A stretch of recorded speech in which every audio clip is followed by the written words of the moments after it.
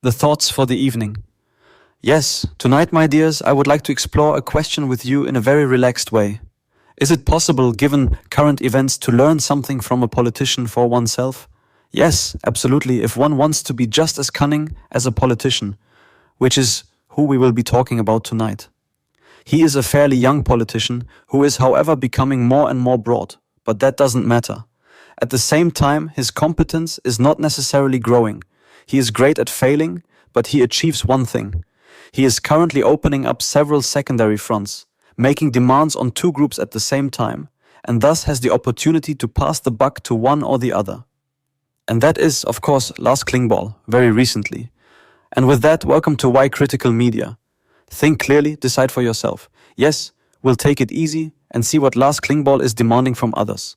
Most recently, in a speech here, he demanded from the economy, they should please show a little more location patriotism. What do you mean by that? Well, the word says it all, doesn't it?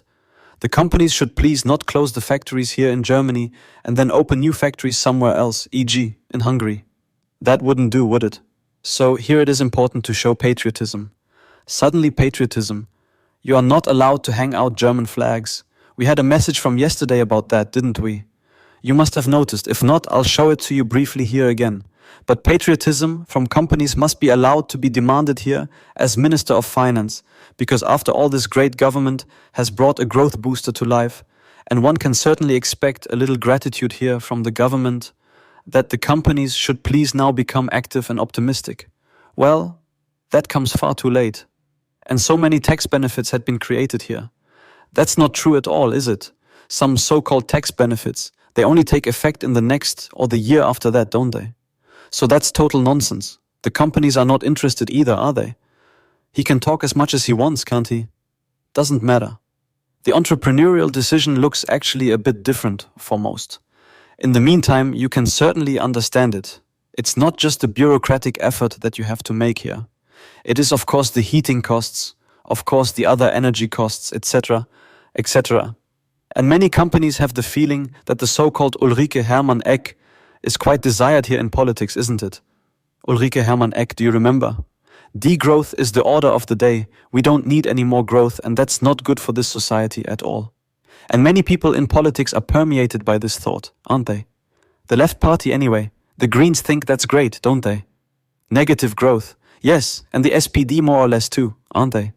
They always disguise themselves and say, yes, we give you companies a boost here, but by and large, they continue to step on the brakes. And it is the case that Germany is, of course, still on the decline. Only the gentlemen don't notice that they themselves are sitting on the branch that they are sawing off, aren't they? But well, what are you going to do? But now we come to the second example where we can really learn an awful lot from Lars Klingbeil here. He opens up a secondary front very prominently, i.e. he opens up this secondary front in a very media effective way in order to distract from his poor performance as an outstanding one. And in this whole story, he is passing the buck to Friedrich Merz. Yes, clear. What is it about? It is, of course, about this stupid cityscape discussion. Too nebulous, racist, divisive. The criticism of the Chancellor's cityscape statement is not abating. That's what it says here at Focus, by the way. On the contrary, it is gaining momentum. Now even Vice-Chancellor Klingbeil is getting involved. And what he has to say is really heavy, because he says, I want to live in a country in which politics builds bridges and brings society together instead of dividing it with language. And I also tell you, I want to live in a country where appearance does not decide whether you fit into the cityscape or not. One must be extremely careful in politics, Klingbeil continues. What discussions we initiate when we suddenly divide again into we and them, into people with and without a migration background. That doesn't mean that there are no problems. But I would also like us to understand that the diversity that we have today is the strength in this country. Yes, the diversity in our country. Yes. And then you read about rapes, etc. every other day, and at the same time these daughters take to the streets. We are the daughters. Yes. And we are not afraid of migrants at all. Heidi Reicheneck also said, now guys, yes, we are not afraid of migrants, we are only afraid of men. Which migrants mostly come to Germany? Women or men? Stupid question, isn't it? But well, we'll stick with Lars Klingbeil, and Lars Klingbeil actually also expresses the opinion that the whole discussion about this cityscape statement by Friedrich Merz could shake the coalition. Exactly. So under circumstances, Friedrich Merz has the Black Peter should this coalition really fail miserably, which many of us wish for, don't we? And that's so great, isn't it? The left party, the Greens, the SPD, and above all, Lars Klingbeil, they cheer and applaud themselves and say how nice that Friedrich Merz is such a stupid dog that he opened this discussion, this cityscape statement. How can you be so stupid?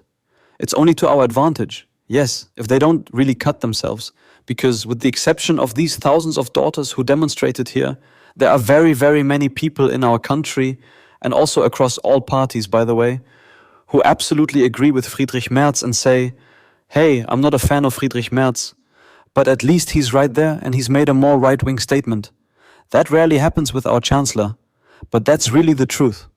Only if you correlate with the SPD and at the same time are dependent on the left and or the Greens in the Bundestag with regard to a 2/3 majority anyway, then you can't just say everything, can you?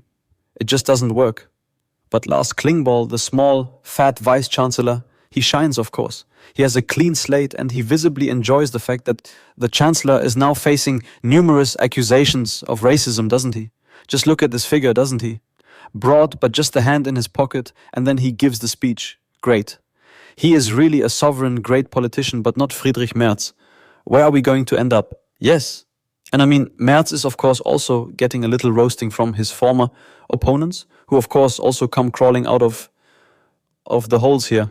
The little rats, aren't they? Laschet from North Rhine-Westphalia. Of course, he also briefly delivers a side blow in the direction of Merz, doesn't he? He's just not the most popular, not even among his CDU colleagues. We all know that.